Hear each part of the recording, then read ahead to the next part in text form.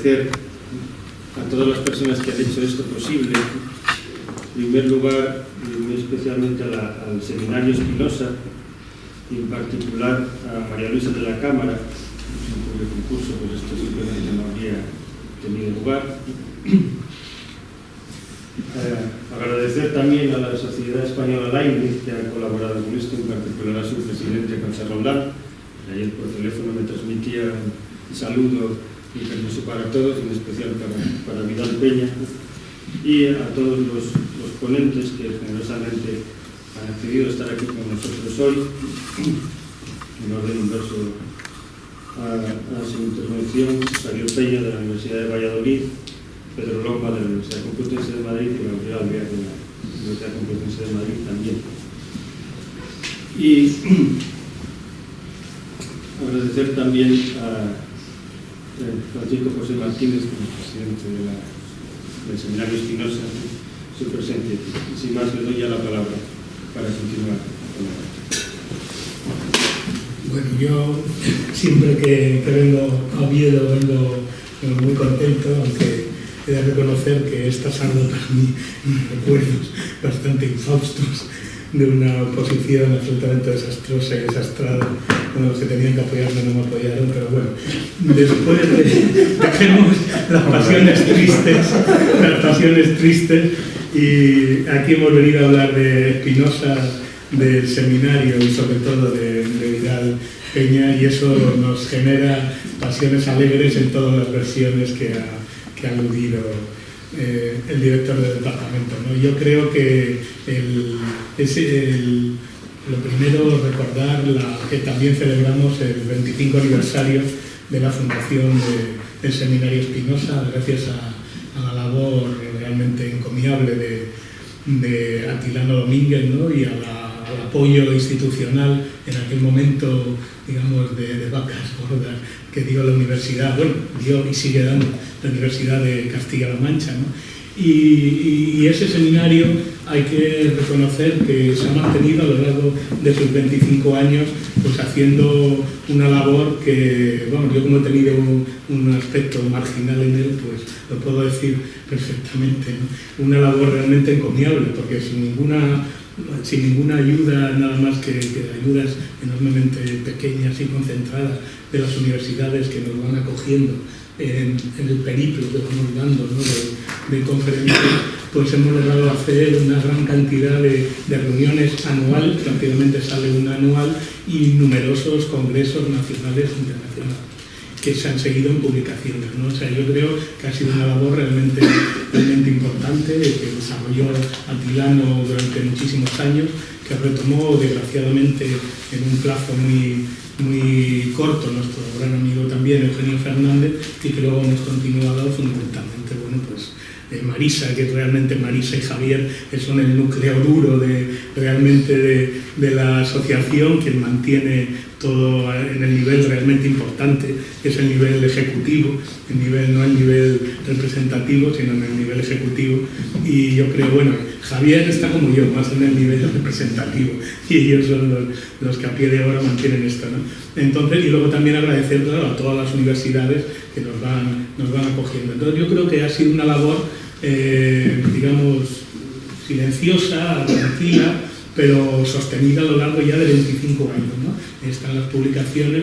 Yo creo que hay también una cosa muy importante, una gran biblioteca Espinosa, que ahora por motivos económicos está un poco recortada, pero bueno, que tiene una gran base bibliográfica también en la Universidad de Castilla-La Mancha, ¿no? Entonces yo creo que ha sido una tarea y una labor realmente importante, y en esa labor pues nos ha acompañado pues prácticamente desde su origen Vidal Peña, ¿no?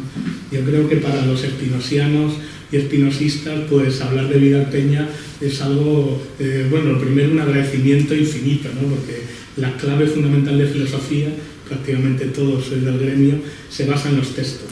O sea, tener textos en ediciones relativamente manejables, con un aparato crítico lo más potente posible, con una traducción a los idiomas vernáculos, pues elegante y a la vez precisa, pues es muy difícil. Y entonces nosotros, claro, todos partimos de esa edición Princeps de la ética, También en otro de los desastres malogrados ahí de la biblioteca de la editorial estatal, que tenía una gran producción y que, bueno, pues el afán privatizador neoliberal que padecemos, pues fue una de las primeras cosas que se cargó, ¿no? Entonces, pero ahí hay una gran cantidad, un acervo de escritos, y entre ellos está pues la primera edición de la Ética en la traducción de Vidal, ¿no? Yo creo que esa importancia dada a los textos clásicos es fundamental, y quien se atreve a la labor tan ingrata en el nivel económico y tan dura a nivel, digamos, de trabajo de la traducción y sobre todo de textos canónicos, pues sabe que el agradecimiento que tenemos por él es infinito. Pero él no solamente ha sido un traductor, sino que ha sido también un iniciador, un gran especialista iniciador en las labores del desarrollo de los trabajos espinosianos en España, ¿no? Y su obra también, el materialismo de Spinoza, pues fue una obra también seminal para los que nos acercábamos a este autor por los años 70, ¿no? Entonces ahí yo en concreto, pues el primer trabajo sobre Spinoza, pues tenía como digamos las tres bases fundamentales: la obra de Vidal, la de Robert Smith-Wright y la de Gilles Deleuze, ¿no? Luego en la segunda edición ya vino la aportación fundamental de Negri, ¿no?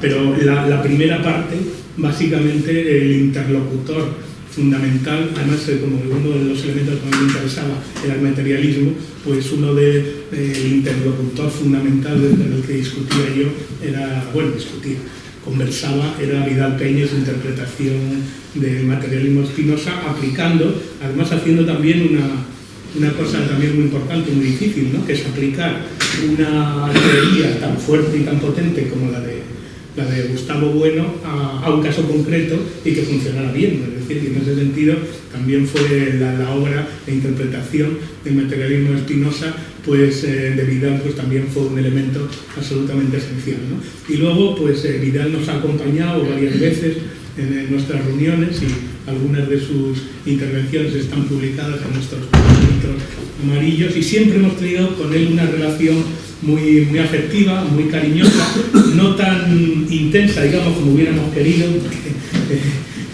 Vidal, como buen asturiano, está muy pegado en la tierra y le molesta mucho salir, y entonces es difícil arrancarlo, pero todos sabíamos, él lo sabía y nosotros lo sabíamos, que esa corriente de amor, de afecto y de respeto mutuo, pues era continua, ¿no? Aunque no nos viéramos con la asiduidad que queríamos, ¿no? Entonces yo creo que ese es otro elemento absolutamente esencial de Vidal, que es también tan raro en un mundo como este, tan mediático y tan, como decimos ayer, tan de selfies, donde los egos son tan brutales y la proyección continua. La gente se dedica básicamente, más que a hacer algo, a promocionarse lo que teóricamente tenía que hacer. Pues Vidal pertenece al contrario a esos rara avis que se dedican a trabajar, es decir, que no se dedican a publicitar lo que hacen, sino a hacer cosas con una humildad y una elegancia que solo es comparable a la profundidad de sus escritos, ¿no? Entonces yo creo que Vidal, nosotros, o al menos los demás, no tuvimos la suerte de ser sus alumnos, pero sí hemos recibido siempre un magisterio a distancia y con estas características, ¿no? De profundidad, de acribia, de análisis concreto y sistemático de los textos, de una gran capacidad crítica, y luego de una expresión lingüística muy concentrada y muy erudita, ¿no? Al mismo tiempo una erudición tremenda, porque Vidal es un auténtico erudito en innumerables campos, pero fundamentalmente también en filosofía, en clásicos y especialmente en el racionalismo y en Spinoza, pero al mismo tiempo esa erudición se expresa a través de un castellano terso y un castellano muy literario, ¿no? Entonces, con ese elemento también, esa faceta estética, que no esteticista, que siempre ha tenido en su vida y en su escritura, ¿no? Entonces, bueno, para mí es un auténtico honor y un orgullo que como discípulo a distancia, como conversador con él en mis escritos, y ahora de forma institucional como presidente del Seminario Espinosa, pues un auténtico honor, un orgullo estar en este homenaje que yo creo que es absolutamente merecido y que era lo que queríamos, es decir, hacer un homenaje de amigo, un homenaje que no tuviera mucho oropel absurdo, ¿no? Mucha tramoya, pero que fuera un homenaje sentido de reconocimiento y de admiración, ¿no? Entonces, pues nada, lo único que darte las gracias y decir que yo en concreto estoy muy orgulloso de haber sido tu alumno a distancia y sobre todo tu amigo. Muchas gracias. Muchas gracias. Se buscaba discutir los términos en los cuales era pertinente hacer una traducción de Espinosa. Fueron las sesiones que se realizaron en Bretaña y en las que participaba lo mejor del mundo académico francés del siglo XVII. Bosch, Sade, naturalmente el problema primero, un grupo de investigadores holandeses, que era el conjunto Holanda-Francia. El primer problema que se plantearon, y fue lo que llevó todas aquellas sesiones, era el de cuáles eran los criterios de traducción moderna de Espinosa y qué cánones se debían tomar como modernos. Por aquella época había aparecido ya la edición de Giancotti. Creo recordar que había aparecido ya la edición inglesa de Carli, y se trataba de ver qué línea, qué criterios seguir. Tras una larga discusión, creo que fue Jean-Marie Bessat quien terminó la oración. Mira, vamos a dejar unas tonterías. La única traducción moderna que se puede considerar canónica de Espinosa es la traducción española de Vidal Peña. Naturalmente, cuando uno está acostumbrado a la condescendencia con que se suele tratar desde el medio académico francés, y en particular acerca del siglo XVII, a los especialistas españoles, pues uno da un respingo, porque efectivamente es lo que yo he pensado siempre. No hay, y conozco unas cuantas traducciones modernas de Espinosa, de la ética de Espinosa, quiero decir que no hay nada comparable a la traducción de Peña, pero por dos razones además, no solo una. Una, por el rigor académico de la traducción, que es capa. Llevó no sé cuántos años comentando esa edición en clase, en los seminarios privados, en otras partes. Edición académicamente inatacable, pero en segundo lugar algo que quizás para otros no sea tan importante, pero para mí lo era, y debo decir que para los elaboradores de la nueva edición de Espinosa lo era igualmente, de una elegancia suprema, cosa que es dificilísimo, cualquiera que se haya metido en ámbitos de traducción del siglo XVII, XVI, lo sabe, es dificilísimo dar, porque es dificilísimo ser fiel a una estructura sintáctica tan diferenciada como es la del francés del XVI en una lengua moderna, conservando la plenitud académica y al mismo tiempo manteniendo una elegancia literaria adecuada. Vidal, lo acaba de decir Paco, Vidal se ha configurado por ese texto como el maestro con el cual estamos en deuda. Bueno, esto lo suelo hacer habitualmente, con el cual estamos en deuda todos los que nos hemos ido dedicando al estudio de Espinosa en España. Si alguien tiene unas libretisas, evitaremos también mayores. Tengo yo. He robado del hotel, pero Digo, Vidal se ha ido configurando como una deuda mayor de todos los que nos hemos venido dedicando a Espinosa en este país nuestro, en la medida en que nos ha proporcionado el material, el texto de base sobre el cual trabajar. Nos ha permitido además un texto que daba la posibilidad de remitirse al original latín, entendiendo la estructura, porque una de las funciones de una buena traducción es la de entender la estructura del texto a partir del cual parte. Y Vidal, ante todo, nos ha dado un ejemplo de lo que es el espinosismo en sentido propio. El espinosismo en sentido propio es una teoría de la amistad.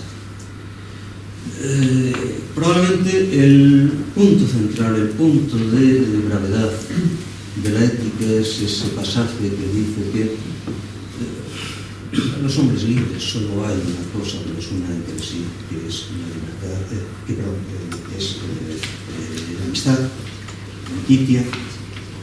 Pero cuidado, eso no es una formulación retórica, no, eso es una teoría de la libertad, es una teoría del conocimiento y probablemente el único eje a partir del cual se puede entender la analítica spinosiana de lo que el único modo asociativo saludable, el único modo éticamente sólido y consistente de relación entre los hombres es esa amicitia que a fin de cuentas coincide exactamente con el saber.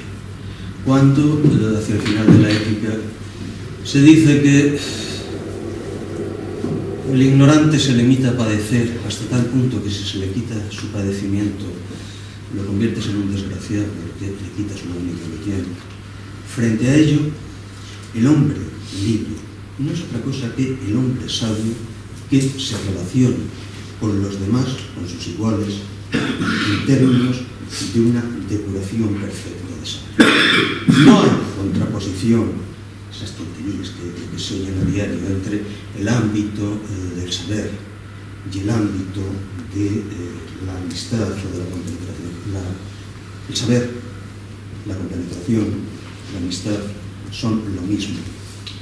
Esa cosa tan rara que dice Spinoza al final de la ética, que nos produce la más absoluta admiración cuando realmente nos seguimos. Perdóname, Vidal, si a continuación me permito largarte 2 o 3 tontaditas sobre materias que tú conoces mejor que yo, pero bueno, estoy seguro de que esa amicitia te permitirá soportarlo.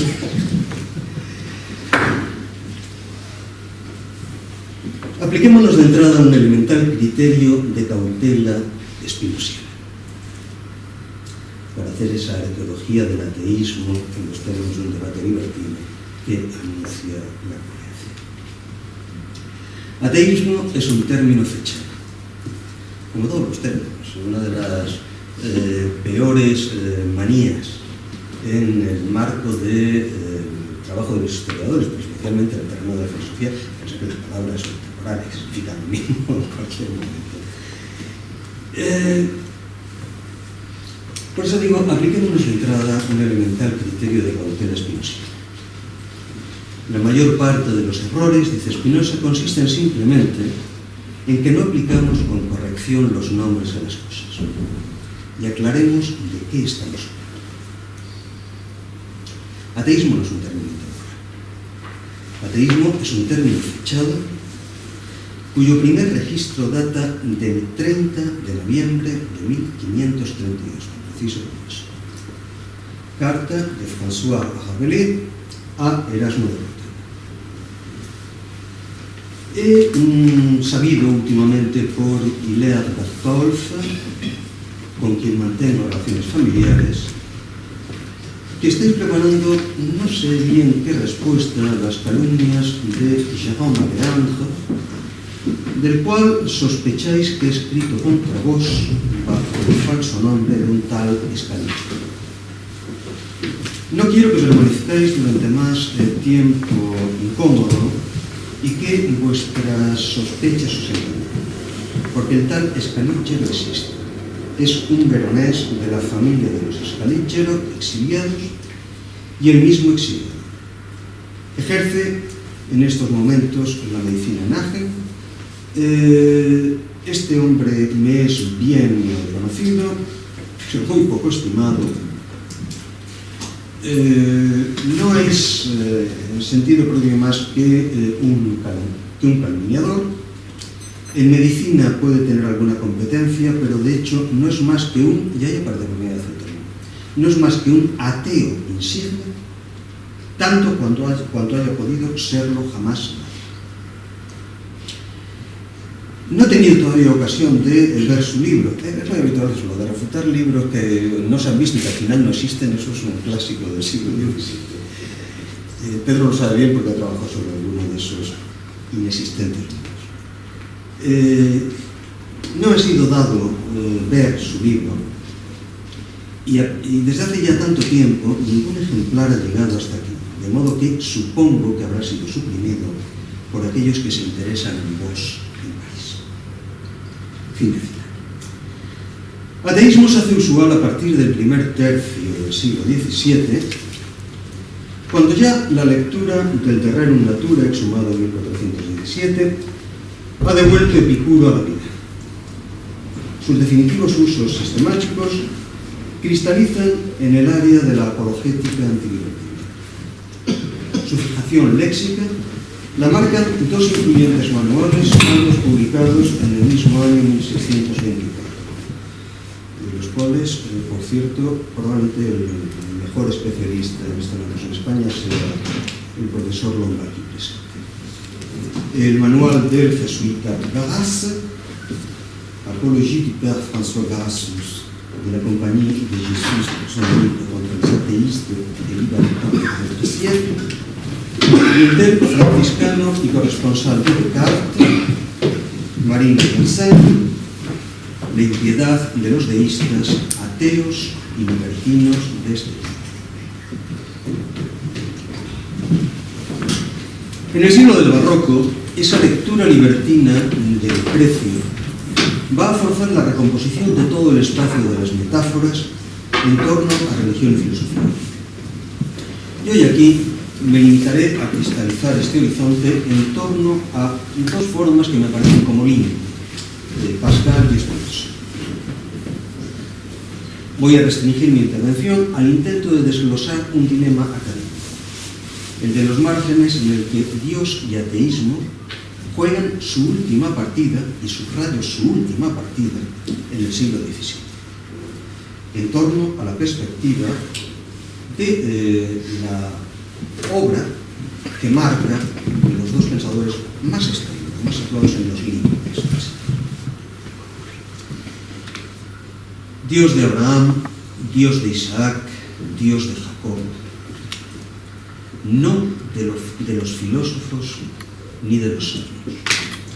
Invoca Blaise Pascal en la noche del 23 al 24 de noviembre de 1654, durante la cual se completa su experiencia de la conversión, de la cual dará cuenta a Monsieur de Sacy en Port Royal des Champs a comienzos de enero siguiente. Dios de la fe y no de los filósofos. Ese es con precisión el envite de la modernidad, que se juega en torno a una alternativa excluyente, o el Dios de Pascal o el Dios de Spinoza. Es igual, o la fe o el ateísmo. Veamos, demos una ojeada rápida a ese Dios de Pascal. Fontaine, el secretario de Sacy, que es el maestro espiritual de Port-Royal, Fontaine ha iniciado el largo pasaje que sus memorias dedican al encuentro de Pascal con Sacy, dando acta de un nudo decisivo, la conversión. Esa mutación ontológica que para un jansenista hace literalmente morir al hombre viejo y nacer al nuevo a otra vida que nada tiene ya que ver ni hacer con su tiempo pasado.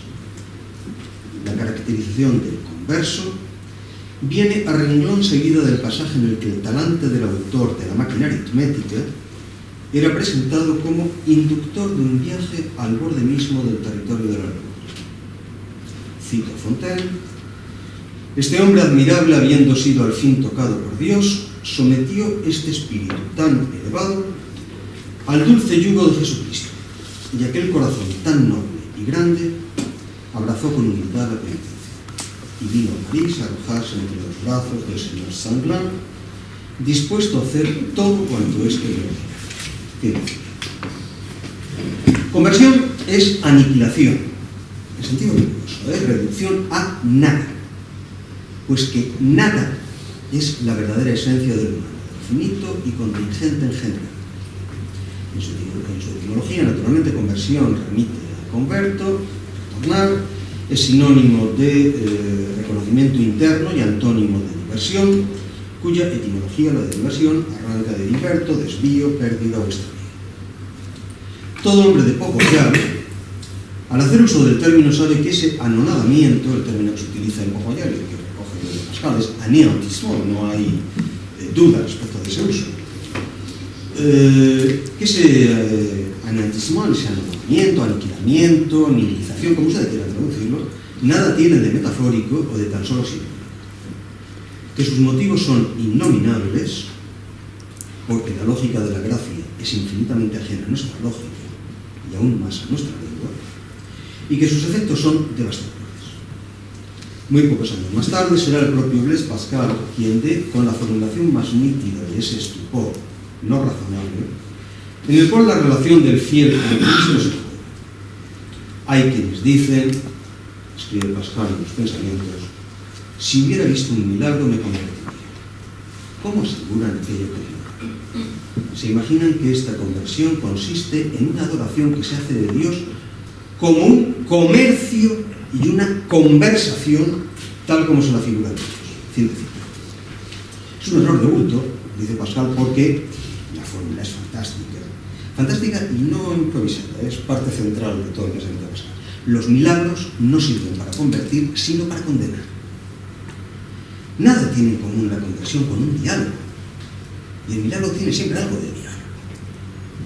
El diálogo enfrenta a dos sujetos siempre, de potencia similar o al menos compartida.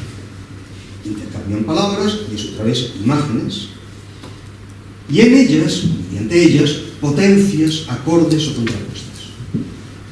El conflicto que en todo diálogo late se solventa mediante negociación o guerra, componenda comercial o dura muerte.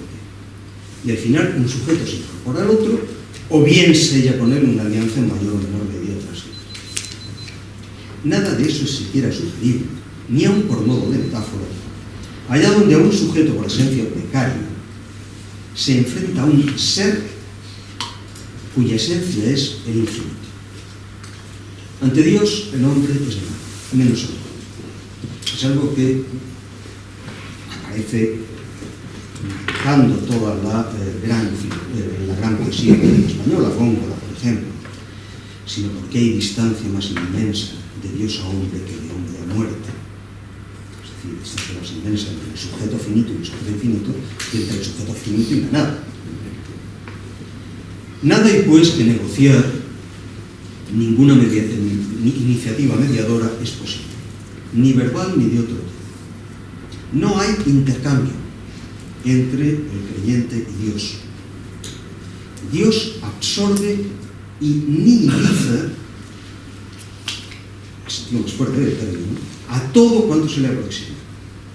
O más bien, a todo cuanto Él aproxima a sí por un acto absolutamente arbitrario que escapa a nuestro juicio.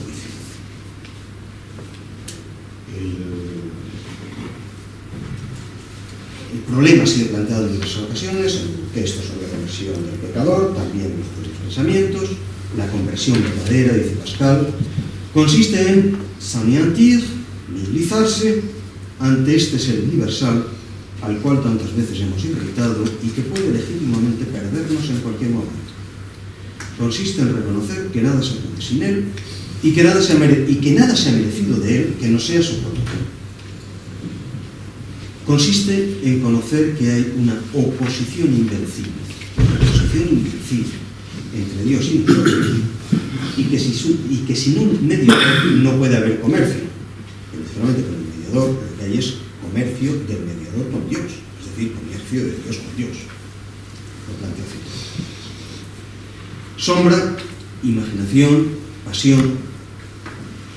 Estamos ante la red férrea de las determinaciones que hacen del sujeto, de ese sujeto confrontado a Dios, sencillamente un autómata.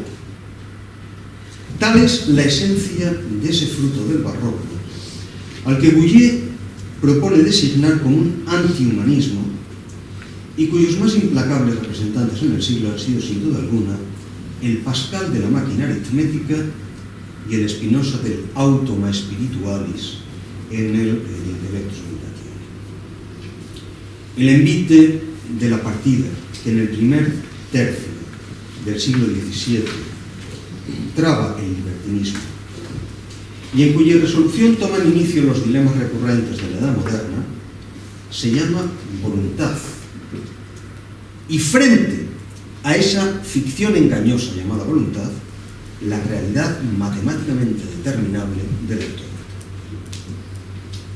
De ahí esa fórmula fantástica para definir la conversión, que asusta a las gentes de Pau-Fayol, sencillamente porque no entienden lo que está diciendo. Definición de cómo se efectúa la conversión en Pascal. Permítame que se lo diga primero en francés, pero hay un problema de traducción.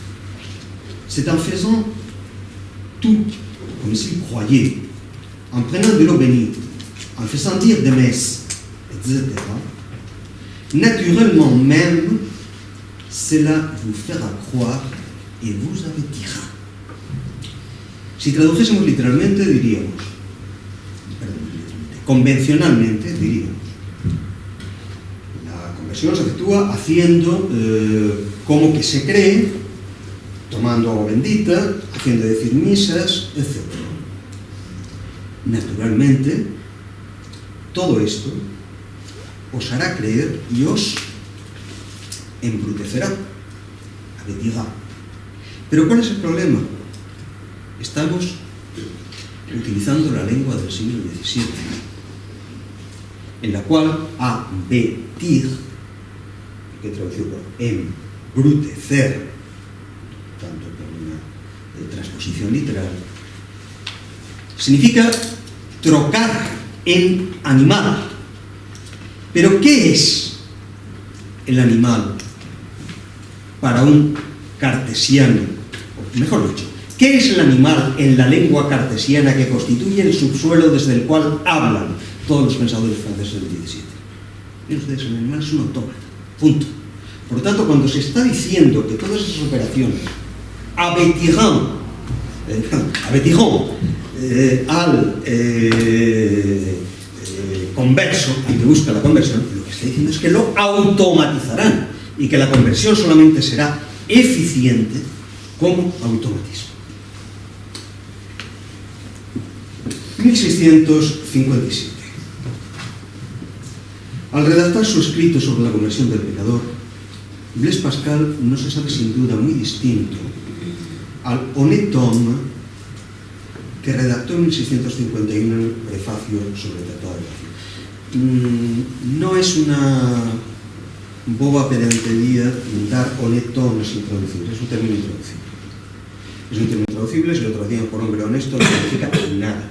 El honnête homme es un arquetipo que aparece configurado en los inicios del XVII francés, que viene ligado a la reconfiguración del concepto de libertino, cuya primera formulación aparece en Calvino, pero es a continuación completamente trastocada en la Francia del primer tercio del XVII, y que en el límite vendría a indicar o a designar a los herederos de la concepción maquiaveliana del autonomismo en la configuración de la esfera de los valores, con muchos grados, que van desde figuras muy, ¿cómo decir?, frívolas, como es el caso del Chevalier de Maigret, pero que hay que leer, entre otras cosas, porque uno de los pocos testimonios directos de Pascal que tenemos lo poseemos a través de la correspondencia del Chevalier de Maigret,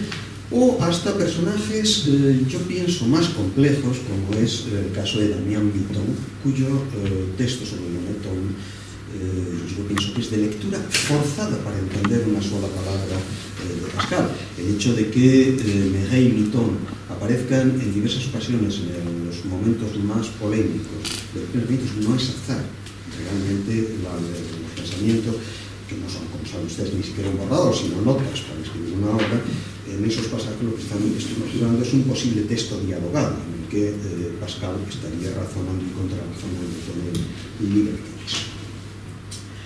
Al redactar su escrito sobre la conversión del pecador, decía, Blaise Pascal no se sabe sin duda muy distinto al honnête homme, aquel que redactaba en 1651 el prefacio sobre el Tratado del Vacío, que sea que efectivamente Pascal se considera integrado dentro de ese universo de los honnête hommes.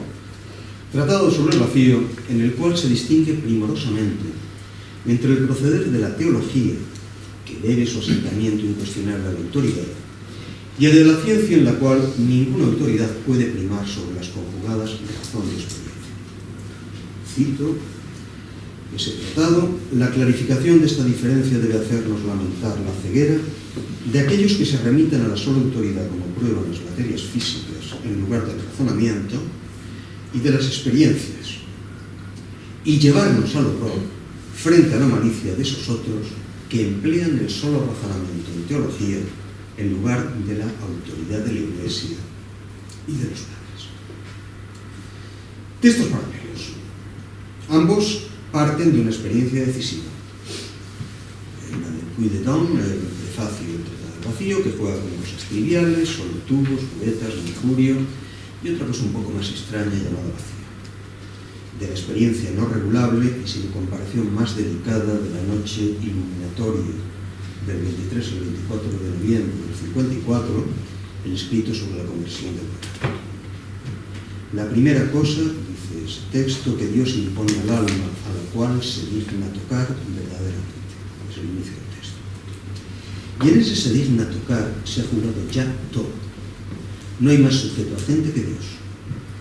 En todo yo, al cual la función sujeto es desplazada, la analogía opera con fuerza inversora. La subjetividad, en cuanto no es Dios, no es sino sujeción, pasión, por tanto. Sujeción al único principio de actuación no constreñida, que es la gracia. Frente a ese absoluto autodeterminativo, a cuyo través Dios, no los hombres, decide del mundo y en él de la salvación, la voluntad contingente, esto es la subjetividad humana, es nada. Y en ese aprendizaje de la nada cabe la única excelencia de su condición. Sigo citando el mismo texto.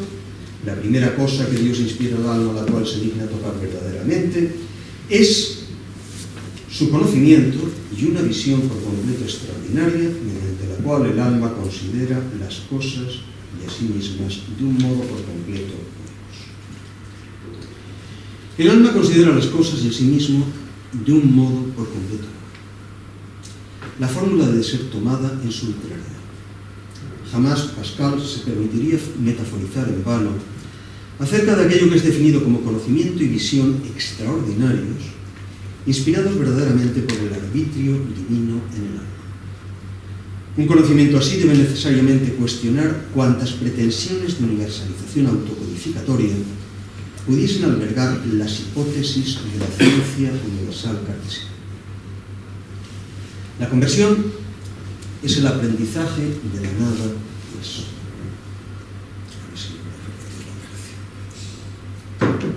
Nadie podría consumar ese aprendizaje sin la intervención externa de la gracia. Porque la nada misma es un infinito cuya comprensión escapa, como escapa la de Dios, a la infinita inteligencia, perdón, a la finita inteligencia. El hombre no pone aquí sino los pasos previos purificatorios, el camino de ascesis que suprima resistencias y abra el corazón a la espera de la intervención divina. Su operación es negativa y depuratoria, aprendizaje de la contingencia. La mutación, ese acto ontológicamente constituyente al que llamamos conversión, no podría ser cosa suya. Creación en sentido propio, solo al Creador atañe. La conversión es una nueva creación. Luz de Dios primero. Pero lo que aparece en ella no es un acto cognitivo, es una pasión, el miedo. Cito: esta nueva luz le induce el miedo y le aporta una turbación que atraviesa el reposo que hallaba en las cosas que hacían su delicia. Fin de la ilusoria certidumbre humana y de la arrogancia humanista a ella ligada. No podrá ya el alma degustar con tranquilidad las cosas que la embrujaban. El escrúpulo continuo la combate en ese gozo, y esta visión interior no le permite ya hallar aquella dulzura acostumbrada de las cosas a las que antes se abandonaba con plena expansión de su corazón. No solo. Aun lo espiritual, lo que hasta ese día llamó espiritual, es a la luz de esa mirada nueva, reducido a una sequedad, a una acedía difícilmente soportable. Más amargura, sigue diciendo el texto, más amargura aún halla el alma en los ejercicios de piedad que en las vanidades del mundo. Fin de cita. La vacilación se implanta allí donde antes hubo una imaginaria certidumbre. El alma pierde la ficción de su contento, sin por ello acceder a la plenitud sedante de la presencia divina. Se instala en esa desgarradura irresuelta que define lo otro. Vuelvo a citar: por una parte, la presencia de los objetos visibles lo afecta más que la esperanza de los invisibles, y por otro lado, la solidez de los invisibles la afecta más que la vanidad de los visibles. Y así, la presencia de los unos y la ausencia de los otros excitan su aversión, de modo a nacer en ella desorden y confusión. Fin de cita. En sentido propio, el alma se instala en lo precario, en ese vivir de prestado que es la condición de existencia de los seres finitos. Mas poseer la existencia solo en préstamo es necesariamente vivir gracioso. A la imprecisa percepción de ese acecho llama Pascal miedo, o para ser más exactos, frayeur, terror. De la conciencia clara de su inabarcabilidad da razón veraz la angustia. Cito: el alma considera las cosas perecederas como perecientes y aún ya perecidas, y en la visión cierta de la aniquilación, anéantissement, de todo cuanto ama, se aterra en tal consideración al ver que cada instante le arrebata el goce de su bien, y que cuanto le es más querido se le escapa en todo momento, y que día vendrá, al fin, en el cual se vea despojada de todas las cosas en las cuales había puesto su esperanza. De tal modo que, no viéndose arrancado su corazón de las cosas frágiles y vanas, su alma debe hallarse sola y abandonada al salir de esa vida, puesto que no se ha cuidado de unirse a un fin verdadero y por sí mismo subsistente, que pueda sustentarlo tanto durante como después de esta vida. Los efectos de esa experiencia de la precariedad son demoledores en el ámbito metafísico. En efecto, relegada a lo ilusorio, cualquier pretensión de fundar lo contingente, entonces la primacía ontológica de la nada se impone con fuerza lógica irrefutable. No es lo ente, sino una ficción transitoria, no es lo ente, sino una ficción transitoria y vacía de sentido. La nada es solo fundamento de cuanto atañe al mundo del cual la conciencia humana se esfuerza vanamente por dar. Si algo está abocado a la nada, y todo lo está, es que ya en su esencia más propia es nada. Por eso dice Pascal que el muriente está ya muerto. No nos morimos al final de un proceso de tiempo. Cada instante, cada infinitesimal fracción del tiempo es nuestra vida. Nosotros somos esa parte, a la cual llamamos tiempo.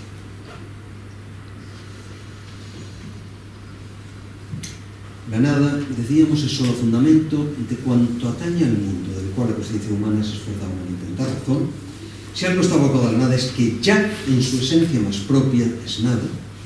Cito: de ahí que el alma misma comience a considerar como una nada todo cuanto a la nada debe recordar: el cielo, la tierra, su espíritu, su cuerpo, sus padres, sus amigos, sus enemigos, los bienes, la pobreza, la desgracia, la prosperidad, el honor, la ignominia, la estima, el desprecio, la autoridad, la indigencia, la salud, la enfermedad y la vida misma. En fin, todo cuanto debe durar menos que su alma es incapaz de satisfacer el deseo de esta alma, que busca seriamente instalarse en una felicidad tan duradera como ella misma, por lo tanto, tan inexistente. Porque efectivamente ser tan duradera como ella misma es ser tan duradera como nada. No si tomamos en cuenta la tesis básica de Pascal, le moi état stable, que significa el yo es la designación de algo que no es. Puesto que la precariedad de su configuración misma hace de ella el paradigma de la fe. En la exigencia misma de perennidad que el alma proyecta sobre las cosas yace una esencial ceguera, la que cierra el acceso a la visión de su nulidad. Solo cuando esa ceguera reflexiva es rota, la vía de la conversión se abre. También con ella la de la destrucción de los cuerpos. Ambas cosas son lo mismo. Comienza entonces, dice Pascal, a asombrarse el alma de la ceguera en la cual ha vivido, y cuando considera por una parte el largo tiempo que ha vivido sin hacer estas reflexiones, el gran número de personas que de tal modo viven, y por otro cuán constante es que, siendo el alma inmortal como lo es, no puede hallar su felicidad entre cosas perecederas, y que le serán arrebatadas al menos a la muerte, entra en una santa confusión y en un estupor que la hunde en una turbación muy salutífera. Fin de cita. Nace de ese estupor una constancia, la de que el yo, que a las cosas, las cuales son nada, se aferraba, no es el mismo sino cosa, y por lo tanto igualmente nada, y que por lo tanto, una vez despojado de aquellas cosas, nada queda de él. Nuevamente Pascal, de suerte que habiéndose amasado el alma a bienes temporales, de cualquier naturaleza que sean, ya oro, ya ciencia, ya reputación, es una necesidad indispensable que se vea desnuda de todos esos objetos de su felicidad. Fin de cita. Efímeros como lo son, tales objetos apuntan en la nihilidad del alma misma a una intensa añoranza de perenidad. Solo la aniquilación de su ficticia identidad autónoma podrá ponerla en vías del único objeto capaz de saciarla, el Dios cuya presencia en las cosas mismas, y sobre todo el propio yo que se ha hecho fuerte en las cosas, oculta. Vuelvo a citar, se aniquila el alma entonces en su presencia, en la presencia de Dios, y no pudiendo formarse de sí misma una idea lo bastante baja, ni concebir una lo bastante elevada de este soberano bien, hace nuevos esfuerzos para trabajarse hasta los últimos abismos de la nada, y considerando a Dios en inmensidades sin cese multiplicadas, en esta concepción finalmente que agota sus fuerzas, lo adora en silencio, se considera como su vil e inútil criatura, y mediante sus respetos reiterados lo adora y lo bendice, y quisiera por siempre bendecirlo y adorarlo. De inmediato reconoce la gracia que le ha hecho al manifestar su infinita majestad a una tan miserable raíz. Fin de cita. Es el final de todo. Y para Pascal el principio, claro. Desprovista de esa ficción libertina que es el yo, el alma halla al fin su solo camino, el de una nada tras de la cual late el absoluto que es Dios. Cito nuevamente, comienza entonces a conocer a Dios y desea acceder a Él, mas como ignora los medios de lograrlos y su deseo es sincero y verdadero, hace la misma cosa que alguien que deseando llegar a algún lugar, habiendo perdido el camino, y siendo consciente de su extravío, requeriría el auxilio de quienes conocen con perfección ese camino. Es la renuncia. La renuncia a todo cuanto fue el sueño del albedrío libre. Queda solo en pie la sumisión, la obediencia. Y en el final de ese camino de pérdida de todo asidero propio, se alza Dios. Ante él, la criatura es nada. Cito, y así reconoce que debe adorarlo como criatura, darle gracias deudora, satisfacerlo como culpable, orarle como inocente. Hace día abandono la llamaban los místicos. Cuidado, las gentes de Popayán no son místicas. Ignoran incluso la última satisfacción de la mística. Popayán es una estética que no proyecta.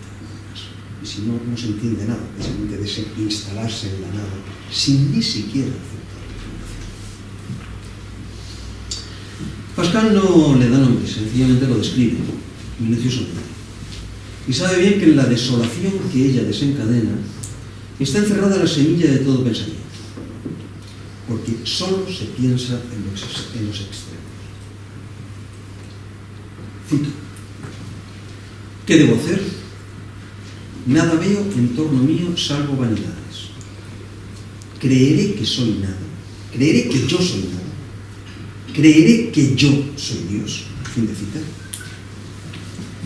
Nada de yo, nada de Dios. Hiperbólica como ves, la paradoja se sabe a sí misma y rebasa. Eso le da firmeza frente a la tentación retórica. La analítica del yo como vacío lugar de las ficciones representativas es la intervención filosófica en la cual el pensar moderno inicia su espiral de quiebras.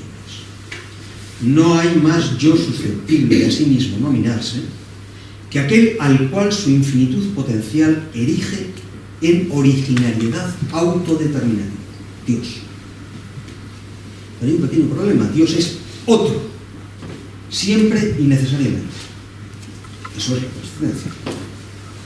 Aquel que habla en primera persona solo se legitima en el acto aniquilatorio que hace de su palabra vehículo de la voz del otro, de ese otro que bajo su forma configura a cualquier otro minúsculo que vanamente pretenda hacer lugar de ello.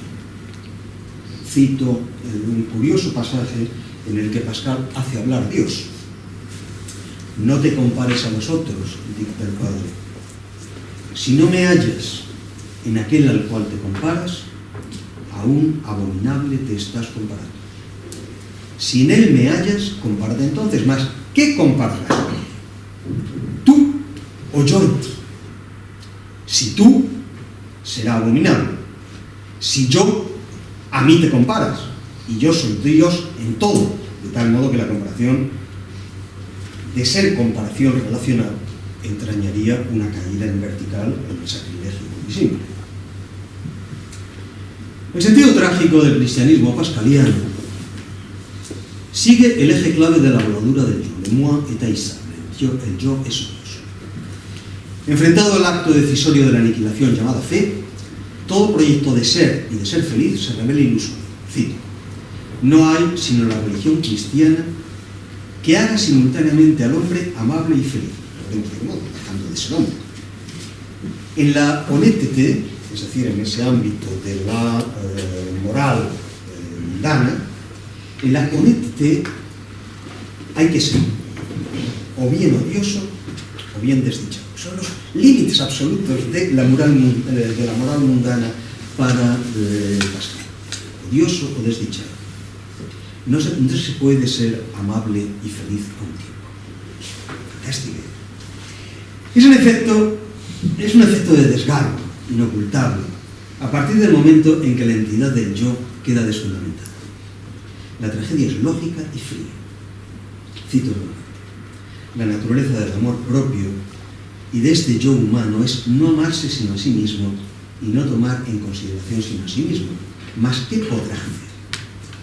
No sabría impedir que ese objeto, yo, que ama, esté repleto de defectos y miseria. Quiere ser grande y se ve pequeño, quiere ser feliz y se ve miserable, quiere ser perfecto y se le llena de imperfecciones. Fin de cita. Vive, en suma, en lo fallido, instalado en la falla misma. Y el precio de una incertidumbre así es demasiado alto. El resentimiento amenaza como asidero último de identidad ante el abismo del no ser, o bien del ser tan solo objeto para otro.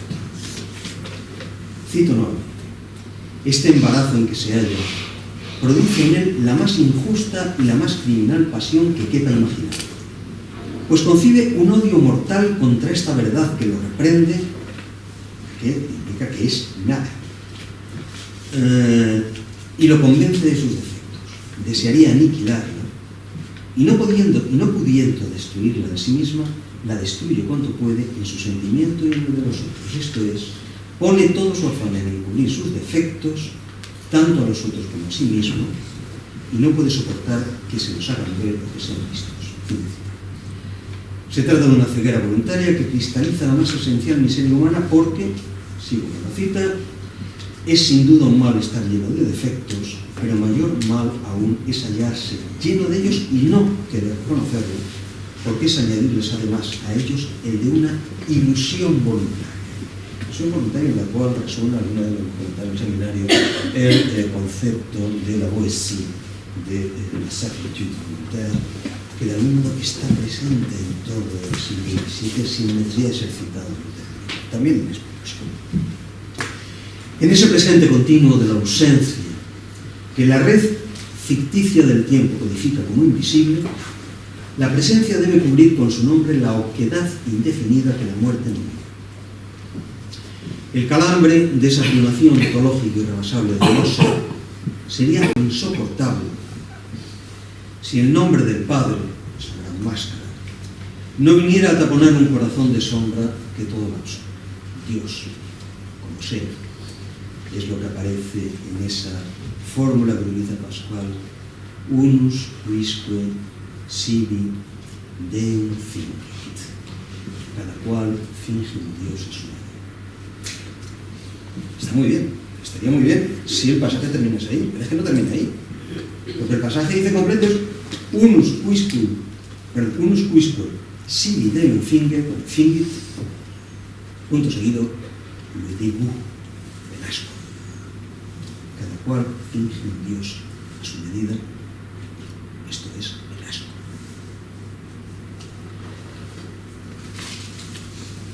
Hemos hablado del primer arquetipo.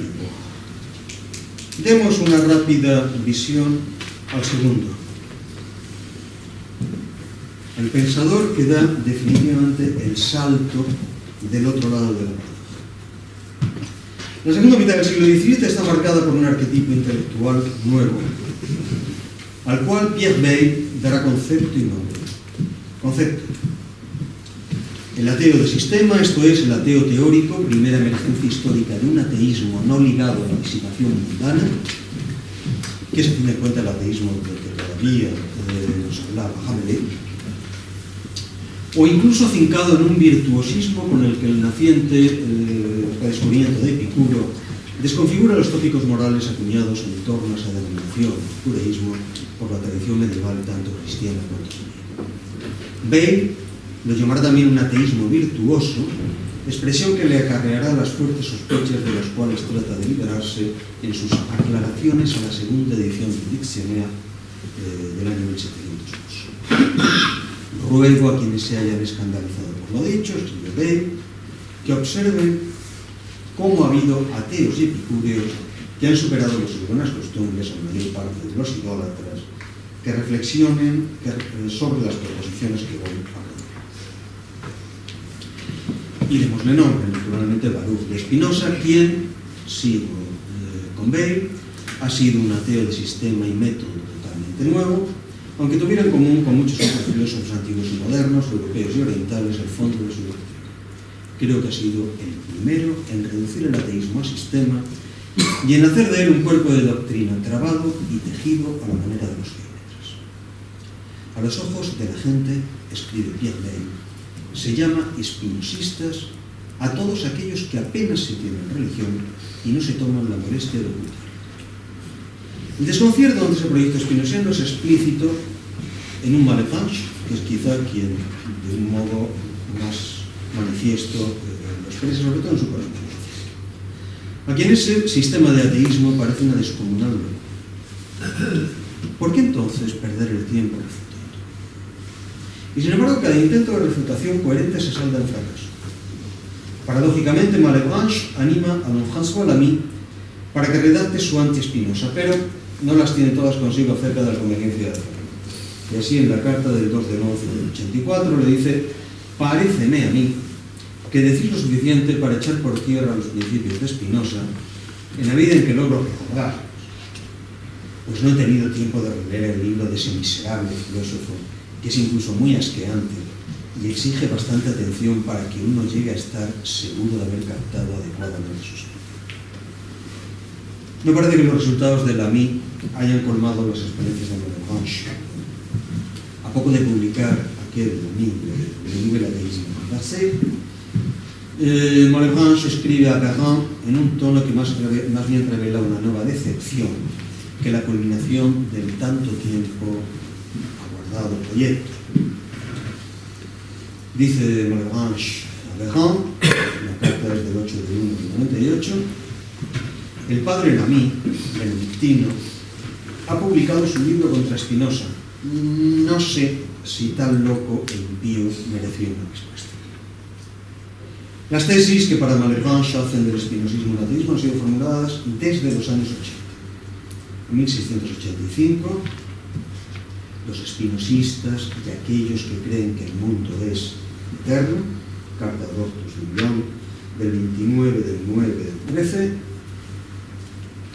En 1688, ese impío de nuestros días que hacía del universo su Dios y no tenía Dios alguno, se trata de un verdadero ateo, son las Anthropéens y la metaphysique de la religión.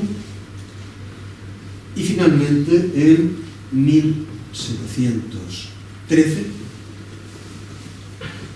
la réflexion sur la prémonition physique, Spinoza, por ejemplo, no pudiendo comprender la potencia divina y cómo Dios ha podido por su sola voluntad crear el universo, ha tomado a este universo por su Dios.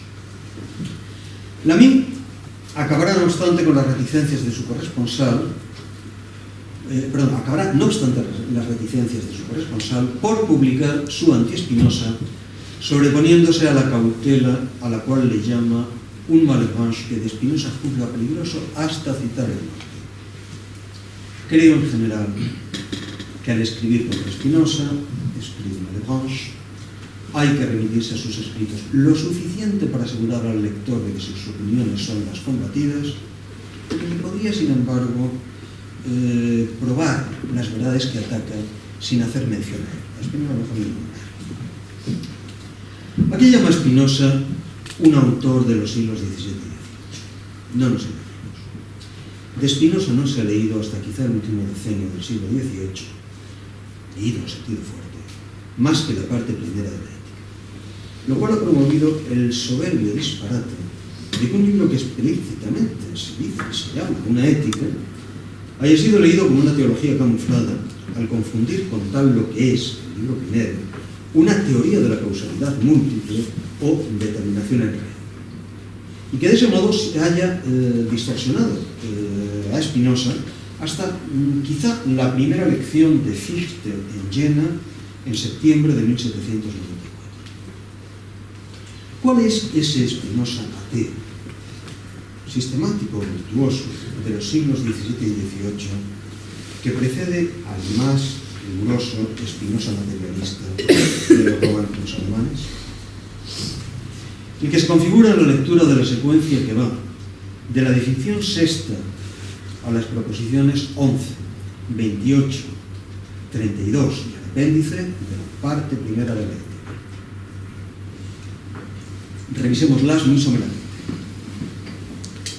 Nada parece anticipar que la definición sexta vaya a desencadenar un seísmo. Estamos hablando siempre del libro primero. Se diría más bien mencionado. Por Dios entiende un ser absolutamente infinito. Esto es una sustancia que consta de infinitos atributos, cada uno de los cuales expresa una esencia eterna e infinita. La definición será recuperada no como definición, sino ya bajo forma de proposición en la proposición 11. Dios, o sea, una sustancia que consta de infinitos atributos, cada uno de los cuales expresa una esencia eterna e infinita, existe necesariamente. Y bajo su apariencia convencional, ningún cartesiano puede en el siglo ignorar, sin embargo, el riesgo al cual Spinoza se está enfrentando, aquel frente al cual había advertido Descartes como riesgo de su propio sistema. En los Principes de la Filosofía del año 1644. Cuando concebimos una sustancia, decía allí Descartes, parágrafo 51 de la primera parte, concebimos solo algo que existe de tal modo que no precisa más que de sí mismo para existir. Así no habría problema, es exactamente la misma definición que toma Spinoza. Pero lo fantástico de ese texto, es fascinante ese pasaje de Descartes, es como Descartes de pronto toma conciencia de las consecuencias tremendas que va a tener perseverar en esa definición. Matiz inmediato. En lo cual, es decir, en la definición sobre la que ha sentado todo su sistema. No pierdan ustedes de vista lo que está haciendo Descartes, está procediendo a volar sobre el sistema. En lo cual puede existir una oscuridad referente a la expresión no precisar más que de sí mismo. Pues hablando con propiedad, no hay sino Dios que sea tal, y ninguna cosa creada hay que puede existir ni un solo momento sin ser sostenida y conservada por su potencia. De ahí que Descartes retorne a la escuela. El discours había partido precisamente como la posibilidad de construir un modelo formal exento de los presupuestos de la escuela. En los Principes, en la culminación de la obra de Descartes, se retorna a la escuela.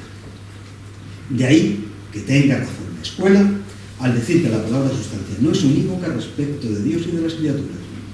Es decir, que no hay ninguna significación de esa palabra que concibamos con distinción y convenga a ambos.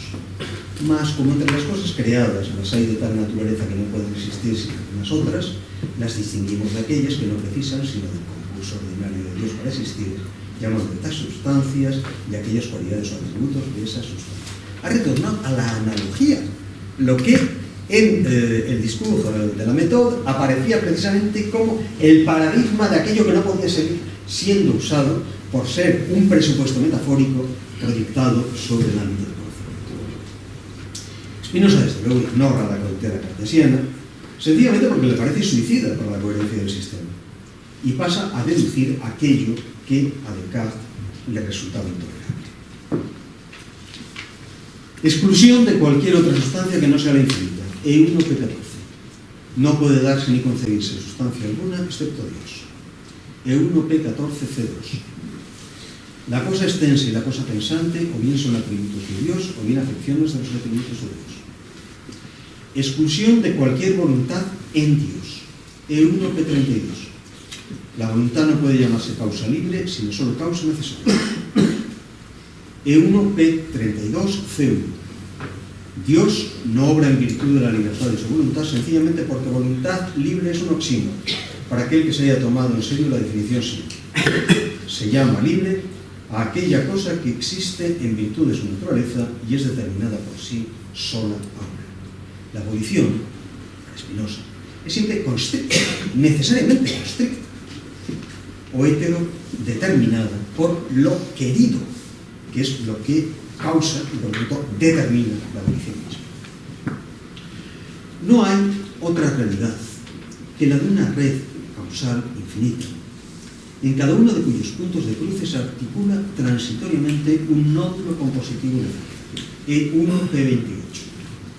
Ninguna cosa singular, o sea, ninguna cosa que es finita y tiene una existencia determinada, puede existir ni ser determinada a obrar, si no es determinada, existir y obrar por otra causa, que es también finita y tiene una existencia determinada, y a su vez dicha causa no puede tampoco existir ni ser determinada a obrar, si no es determinada a existir y obrar por otra, que es también finita y tiene una existencia determinada, y así está el infinito. Evacuada la trascendencia de un infinito causal que se estructura en una sola red de determinaciones múltiples, la finalidad se extingue. O más bien aparece como la distorsión en la cual se gestan los engaños humanos. Ética 1, apéndice. Con lo dicho, he explicado la naturaleza de Dios y sus propiedades, a saber que existe necesariamente, que es único, que es y obra en virtud de las solas necesidades de su naturaleza, que es causa libre de todas las cosas y de qué modo lo es, que todas las cosas son en Dios y dependen de Él, de suerte que sin Él no pueden ser ni concebirse, y por último, que todas han sido predeterminadas por Dios, no ciertamente en virtud de la libertad de su voluntad o por su capricho absoluto, sino en virtud de la naturaleza de Dios, o sea, su infinita potencia tomada absolutamente. Y, segunda parte, hasta qué punto precisamente ignorar eso es la base de todos los dislates, de todas las tonterías humanas, todas las cuales se articulan sobre la presuposición de las finalidades y del sentido. Y esto no tiene sentido, claro, como nada. Además, siempre que he tenido ocasión he procurado remover los prejuicios que hubieran podido impedir que mis demostraciones se cumpliesen bien, pero como aún quedan no pocos prejuicios que podrían y pueden en el más alto grado impedir que los hombres comprendan la concatenación de las cosas en el orden que la he explicado, he pensado que valía la pena someterlos aquí al examen de la razón. Todos los prejuicios que intento indicar aquí dependen de uno solo, a saber, el hecho de que los hombres supongan comúnmente que todas las cosas de la naturaleza actúan al igual que ellos mismos por razón de un fin, e incluso tengan por cierto que Dios mismo dirige todas las cosas hacia un cierto fin, puesto que dicen que Dios ha hecho todas las cosas con vista al hombre y ha creado al hombre para que le rinda culto. Consideraré, pues, este solo prejuicio, buscando en primer lugar la causa por la que le presta sentimiento la mayoría y por la que todos son tan propensos naturalmente a darle poder. Después mostraré su falsedad y finalmente cómo han surgido de él los principios acerca del bien y del mal, el mérito y el pecado, la alabanza y el vituperio, el orden y la confusión, la belleza y la fealdad y otros de este género. Antes el pobre Spinoza hubiese vivido nuestro siglo, hubiese visto hasta qué punto nuestro bendito simplemente no ha hecho otra cosa que reinventar el sentido, reinventar las finalidades, reinventar el orden armónico y el para Ese es con exactitud el Spinoza judeus et ateísta, al cual la iconografía del siglo era una referencia quizás más estupefacta aún que escandalosa. Un ateísmo, o si se prefiere un ateísmo de sistema, puede que algo más grave que solo atisbará Fichte en el final del 18, un materialismo. Esto es un pensar sin valores, sin sentido, sin finalidades. Un solo entender las determinaciones. La fórmula que aparece en dos ocasiones en Spinoza, una en la ética y otra en el Tractatus Politicus. Humanas acciones non ridere, non ludere, non protestare, sed intendere. Un pensar que en suma consume el lema de libertad que Maquiavelo había tomado del escudo de armas de la casa este. Nec spero, nec metu. Sin esperanza y sin miedo. Lo cual, tampoco a fin de cuentas, es tan lejano, para darle la vuelta, aquel lema de servidumbre que Pascal metaforizaba en L434 de Fichte. Imaginémonos a cierto número de hombres encadenados, todos ellos condenados a muerte, y siendo unos cuantos de ellos cada día degollados a la vista de los otros. Los que permanecen vivos ven su propia condición en las de sus semejantes y se contemplan y se miran los unos a los otros con dolor y sin esperanza, esperando su turno. Tal es la imagen de la condición humana. Muchas gracias.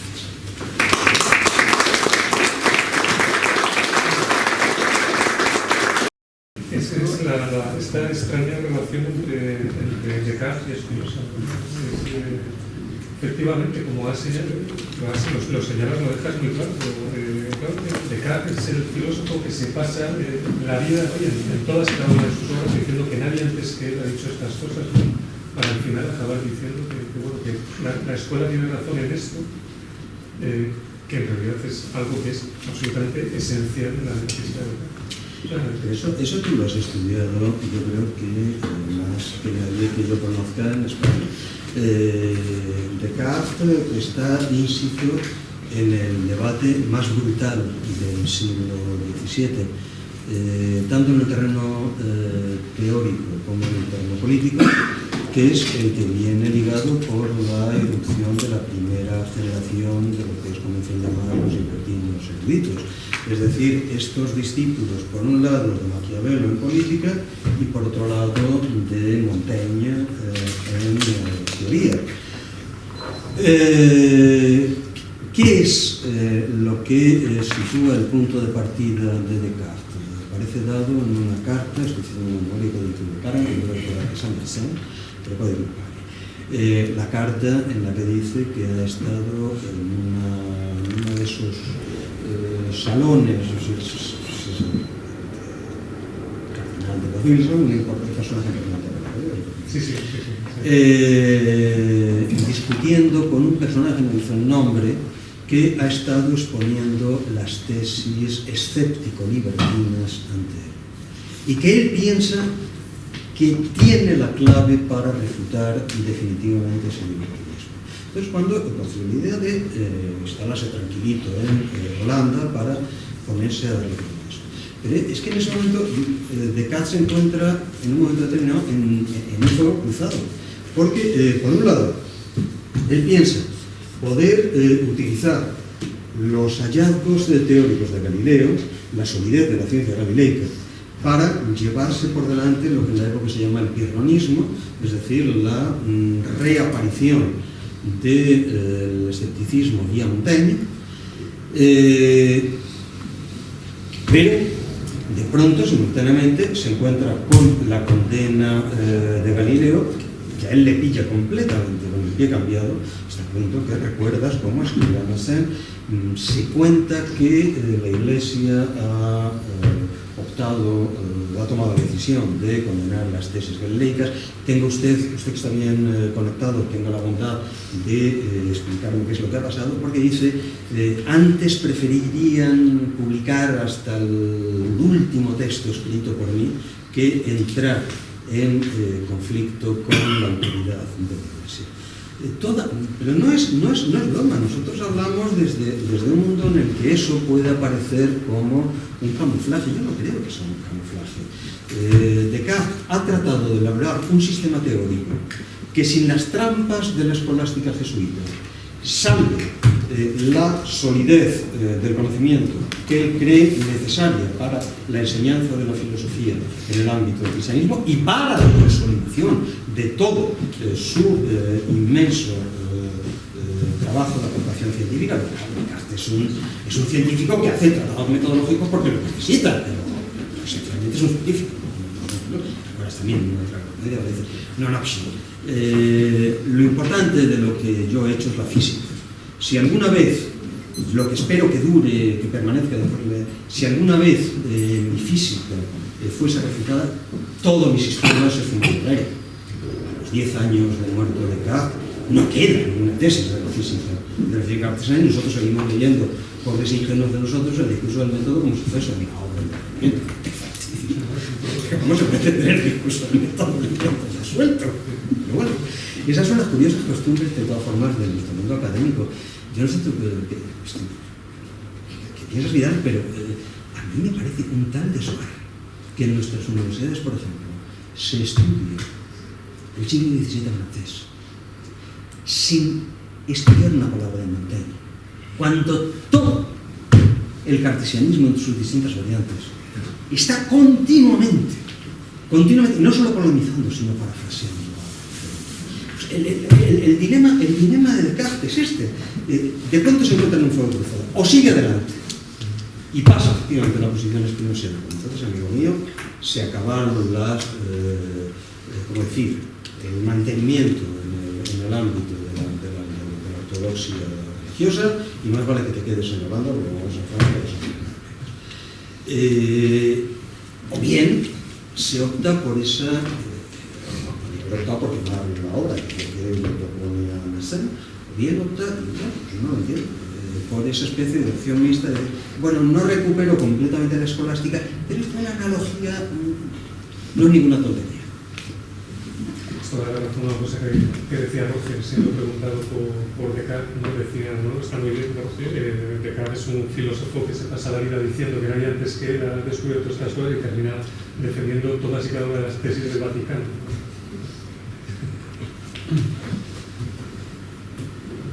Yo en realidad... No, pero lo me parece más inverosímil que lo que dices tú todavía es que muchas veces por inercia académica se va a considerar a Descartes como un filósofo de la importancia que dijo que tiene. Tienes toda. Pero bueno, esto es muy largo. Probablemente porque es el punto de cruce y beneficia de eso. En cualquier caso, no sería importante por la teoría de la sustancia que se Ahora, y claro, que Descartes es un matemático, pero físico, en fin, es una cosa, es que no viene esa cosa de... Él pensaba que lo sólido de su sistema era la física. ¿Qué narices? O sea, que bueno. Pero tenga siempre eso en cuenta, no hay un solo pensador francés del siglo XVII que en sus textos no esté parafraseando a favor o en contra a Montaigne, normalmente no tanto por vía directa cuanto a través de Pierre Charon, que es quien manualiza a Montaigne. Y Charon es el bestseller de los inicios del siglo XVII. Se dieron cientos de ediciones. De hecho, se encuentran en los anticuarios con mucha facilidad, pues se tienen tal cantidad de ellos.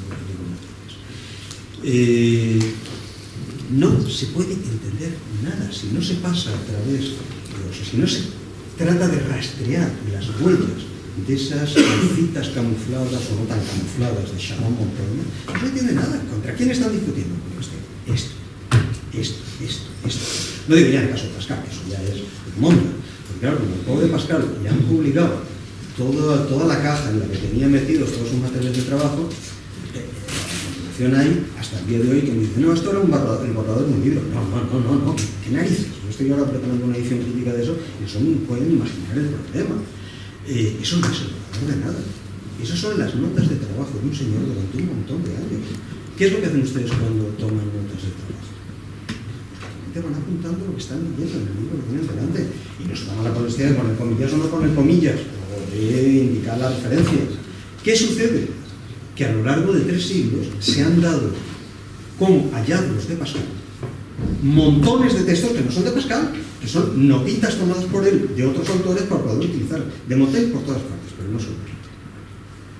Si se me permite, me gustaría formularle a Gabriel una pregunta, y esta pregunta que le voy a hacer, pues, vamos a catalogarla de, bueno, extramuros universitarios, ¿no? Sí.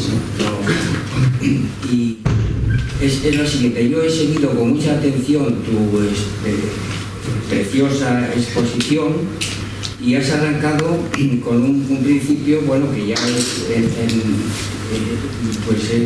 podríamos decir, discutible, ¿verdad? Has hablado del Dios de Abraham y el Dios de los filósofos, ¿verdad? Y luego nos has querido llevar a la noción de ateísmo, y has dado un salto tremendo, pues podríamos decir, nos has plantado en la edad moderna, y entonces pues han aparecido, claro, los protagonistas es decir, Descartes, Pascal, Malebranche y Spinoza, ¿verdad?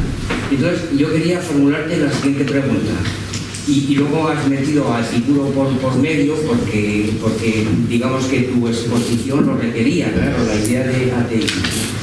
Yo naturalmente entiendo que esas operaciones en torno a la idea de Dios que hacen pues Descartes, Pascal, Malebranche y Spinoza, por supuesto, no son operaciones hechas en el vacío. Y la pregunta que te hago es la siguiente: ¿no crees tú claro, porque has hablado de la gracia, ¿no? Y este es un tema fundamental para la tradición cristiana, y el haberte remontado a Epicuro, ¿verdad? ¿No crees tú que estos pensadores a los que nos has llevado, pues de alguna manera no pueden dar el salto en el abismo, y han tenido que partir de lo que podemos decir la tradición cristiana, que es también Dios de los filósofos, con operaciones importantes hechas? Es el Dios de San Anselmo, el Dios de Santo Tomás, ¿verdad? Que en cierta medida son operaciones también importantes con respecto no a Epicuro, sino a Noesis Noéseos de Aristóteles, claro, que son, por así decirlo.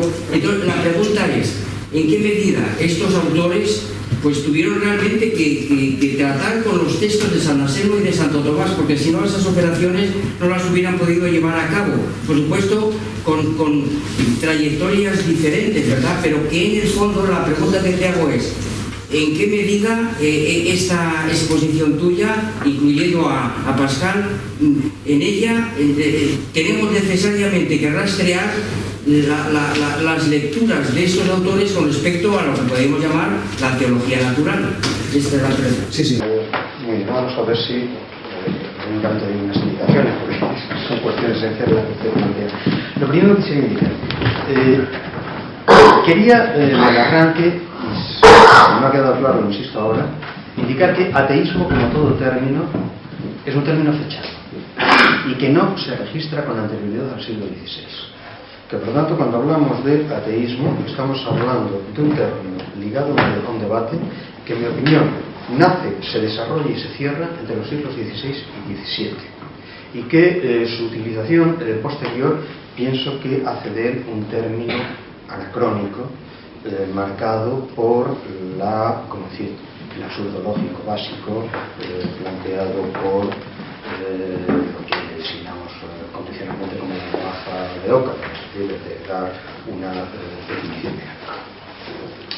El debate sobre el ateísmo, decía, está ligado a la irrupción de Lucrecio, al epicureísmo, pero específicamente de la irrupción de Lucrecio. No sé si nos damos cuenta de la crisis que desencadena Poggio Bracciolini en el momento en que encuentra el primer códice con el de Rerum Natura, que hasta ese año 1417 era un texto perdido. desde el mundo de aparición del Rerum Natura en el mundo occidental, recompone toda el área del pensamiento moderno. Naturalmente que eso fuerza, entre otras cosas, a releer a los clásicos desde una perspectiva diferenciada, la perspectiva de esa lucha contra la superstición que Lucrecio marca al inicio de la Natura. Yo debo decir una cosa, de todo el mundo sabe perfectamente que yo soy un sujeto no creyente en el sentido más riguroso del término, en nada. La admiración que yo siento hacia el acontecimiento en el cual un sujeto eclesiástico como Bracciolini da con el texto más demoledor de las concepciones religiosas que se haya escrito probablemente en la historia, el de Rerum Natura, y en vez de destruirlo lo convierte en un texto canónico, esa admiración, digo, me es casi imposible de expresar. Realmente uno se pregunta cuántos de nuestros investigadores contemporáneos alemanes encontraron un texto que destroce todas sus convicciones y hacerlo público. El homenaje a Bracciolini yo creo que es necesario. Respecto de los clásicos de la tradición cristiana, usted ha citado a San Agustín a San Anselmo y Santo Tomás. Yo no tengo mucha convicción de que Pascal conozca de primera mano a Santo Tomás. Probablemente conoce manuales escolásticos, pero no tengo la impresión, por lo menos las citas no parten muy claras. Y cuidado, las referencias escolásticas que aparecen en las cartas del provincial son todas referencias proporcionadas por Antoine Arnaud y por Pierre Nicole, que sí tenían formaciones escolásticas sobresalientes. Y cuidado, yo creo que hay que leer a Pierre Nicole, no solo el papel de Nicole en la estructuración de la obra de Pascal, sino que a Nicole le debemos algo que no tiene precio los estudios de Pascal. Nicole recupera para nosotros un texto que nunca hubiéramos conocido y que es esencial, en mi opinión, para configurar toda la estructura del pensamiento de Pascal. La última de las intervenciones públicas de Pascal, en los 3 discursos sobre la condición de los grandes, que es probablemente la exposición de conjunto más clara que haya hecho Pascal de su pensamiento, además en el ámbito del pensamiento político moral. Pero bueno, por bien, las referencias a Santo Tomás, yo tengo la impresión de que en las cartas, las provinciales, si no todas, yo diría que en su práctica totalidad provienen de Antoine Arnaud y Pierre Nicole. Los vemos se elaboraban así. Nicole y Arnaud le iban proporcionando materiales y Pascal, con una agilidad literaria desconocida en la época, porque hay que comparar el estilo de las provinciales con lo que era el modo normal de escribir de un Arnaud o incluso de un Nicole. San Anselmo no tengo tampoco constancia de que haya figurado entre las lecturas de Pascal, pero sin embargo hay algo que sí. Vamos, no hay más que leer a Pascal para estar pum, pum, pum, pum, pum, encontrándote paráfrasis continuamente, porque además era prácticamente una obligación en el medio de Pojollar. Pascal se sabe a San Agustín, de tal modo que uno de los problemas graves a la hora de hacer una edición crítica de los pensamientos, se me están planteando, es identificando los pasajes dentro de los pensamientos que son paráfrasis, o a veces incluso cita literal, pero sin comillas, naturalmente, de San Agustín. Y ahí sí, naturalmente, sin la resonancia de San Agustín, imposible entender nosotros.